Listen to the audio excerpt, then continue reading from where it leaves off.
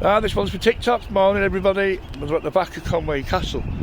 That bit there is a low water mark. It's low water, sorry, at the back of Conwy Castle, and I've come to show you the ground here is snaggy. So fish at a rotten bottom. I think it's going to produce some nice fish this year for me, because I'm just looking at the ground now on a really low mark. I can see the mistakes I've made. Now I'm going to be a little bit naughty here. This is private, and it says always, but the gate's open, so I'm not going to be rude and go all the way up. But what I'm showing you is this. I've not got the right footwear today, but if you walk along the edge of this wall of the castle down that way, right, you can get to that sandbar there. Now check the tides, right? Check the tides, because as you can see there's a watermark on that wall, and it can come right up, and it's a very high wall to try and get away from if you're in trouble. So if it's not a full, you know, like 29 foot, 28 foot, 26 foot tide, and it's on the lower part of the tides, maybe 19 feet possibly, then you can get round to that bar, but you've got to wait for the tide to come out, because you won't get past this bit. But I've seen people fish this on the low water. You do get salmon and sea trout running up this part of the estuary. Over that side you get flatfish. But me this year, I'm going to be more interested in that down there, fishing that rough ground area with a bit of peeler crab. I think that will produce. I really, really do. It's a beautiful morning. It's cold again. My fingers are freezing up again. I did have some nice gloves, but the guy sent me the wrong size and I had to send them back. He sent me my money back, but now he's lifted the price on the gloves, and I did do a review on them. I think he did a review on Instagram for them, or might have been even on YouTube, I can't remember. But they were good gloves. But I know it sounds silly, but I was like, I ain't paying that. You've just jumped the price up now, so you can shove them. This sort of attitude. Summer's coming, and the prices on them will drop again, because that's what happens.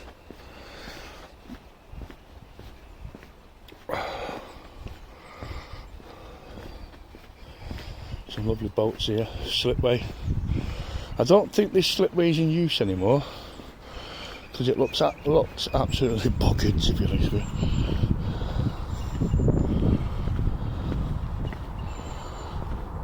My friend had a boat moored out here, but apparently it's been stolen, which isn't good. But there's lots of old boats that are being left to rot and stuff, which I don't think is very. It's some people say it's picturesque, but I'm not too sure. I mean, that one there is definitely a wreck. But the amount of money it costs to remove some of these things is probably possibly they see it as it's best just to let them rot. I don't know. Fingers crossed, next year or so we'll have a little boat myself. I would like something like that little blue one there, just for me and the partner in crime, Mr. Yayan, to get out. I've bugged myself up now, because that's a slope and that's going to set my breathing right off. So if I start heavy breathing, unfortunately I have a lung condition. I'm already a little bit out of breath now. You'll probably hear that on the mic, it picks it up like mad. But I'm not letting it stop me. I did for a while, I'm not going to lie. For a while I got so depressed, just sat in the house doing nothing, and it near on killed me. And then I started getting into the fishing again and watching fishing videos, and it was like, I thought, right, I can either, what's that saying? Get busy trying, or do nothing dying, is it? And die, whatever. And it was sort of that attitude in my head. I thought, no, I'm not doing this. I'm not doing this.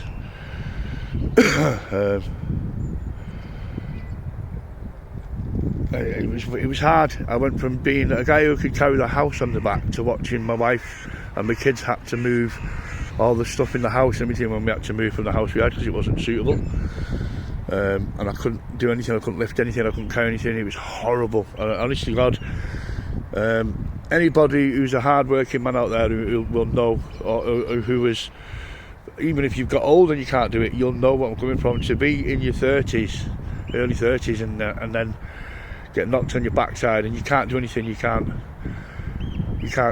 walk the rivers, you can't walk the beaches anymore. I have to have a nebulizer unit in the car, a portal in my pocket, and just in case it goes wrong.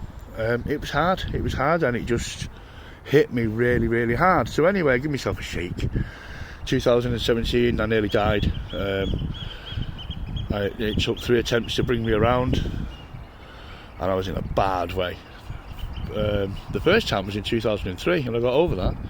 But the one in 2017 was bad, and I vowed that I was going to get off my backside and enjoy life, enjoy doing the things I like doing, whether it puts me out of breath or not. I'm so grateful to Yeyan, I'm so grateful to my wife. They make a lot of things possible for me, especially in winter time. Yeyan's there if I want to go fishing and he's off work, he's like, come on then, let's go, and he'll carry the stuff. Adam Jackson, he's the same, he'll come with us, he'll carry all the gear. Make it as easy for me as possible, so I don't sort of put myself in a situation where I've got to ring 999. But yeah, back to the fishing, right? So if I get out of breath now, it's this slope, so you'll have to forgive me on that. So yeah, I might have to split it into 2 parts. Oh, the herons are here.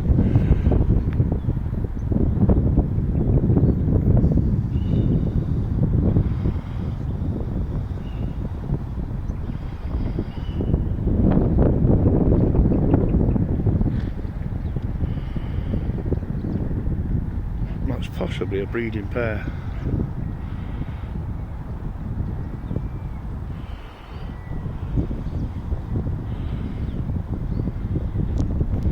Cool, that's cool, isn't it? Anyway, tight lines everybody, and as you always say, I hope your next fish is a personal best.